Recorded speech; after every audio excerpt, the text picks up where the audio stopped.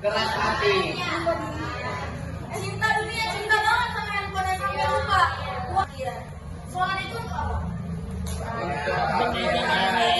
Di akhirat. Masa kita lebih mencintai dunia? Harusnya setara. Ketika kita main handphone untuk kesibukan pendidikan kita, terus ada juga bergema, maka bersiap. Contohnya,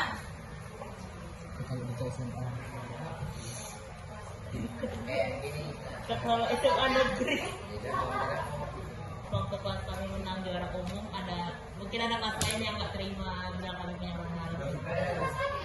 Itu termasuk kebenaran. padahal benar ternyata kalian. Iya. Yakin kalian benar. Ya, itu poinnya buktinya. udah begitu kak. Oh, berarti mereka menolak kebenaran kalau kalian benar. Ya, sombong Kak sama Allah, ya kamu ingat Allah, ya kamu berpikir kepada Allah. Maka mungkinnya kamu berdoa sama Allah. Berarti itu termasuk dari maka dia termasuk orang yang celaka. Celakalah orang-orang yang hatinya keras. Ketika udah diingat, bisa hati-hati ya di jalan, jangan ngebut ya, sampai kecelakaan. Kan? Pernah nggak kalian dibilang kayak gitu? Tapi kan baru juga. Itu namanya keras hati. Kemudian ada hadis tentang hati. Rasulullah SAW bersabda, ketahuilah sesungguhnya dalam jasad itu ada segumpal daging.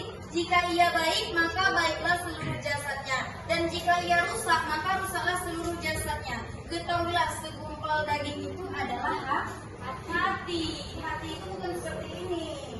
Hati itu adalah segumpal daging. Jadi, ketika jasad itu maka baiklah seluruh perbuatan kita. Oke, seperti itu dapat diterima? Terima. Dara nggak tenang kalau misalnya nggak sholat, tapi setelah Dara sholat nggak ada keademan gitu kak. Jadi sama aja gitu, cuma sholat tetap aja dulu gitu ya. Iya, pada saat di situ juga rasa Dara berantakan, nah kayak gitu.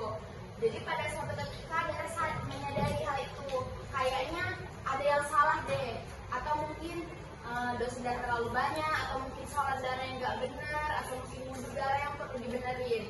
Jadi ketika Dara menyadari itu kan berarti hati Dara udah melembut kan kak. Disitulah Dara menyadari kalau misalnya ini harus berubah. Nah setelah Dara mengubah, dihindari. Berarti sebelum ini Aldi merasa bahwa munafik itu nggak perlu dihindari gitu. Enggak, sebenarnya dari dulu udah tahu, cuman ini ada penambahan mungkin, makanya lebih tahu dalam lagi. Oke, jadi menurut Aldi nih, ketika kita melihat seseorang yang melakukan kebohongan, ingkar janji, ketika Aldi melihat itu, Aldi apa yang harus Aldi lakukan? Yang pertama itu pasti orang yang melakukan. Iya. Nah yang pertama dia akan menegurnya terutama itu akan menasehatinya kayak ini tuh perbuatan yang gak baik, ini tuh perbuatan munafik. Sudah paham semuanya? Sudah. Sudah.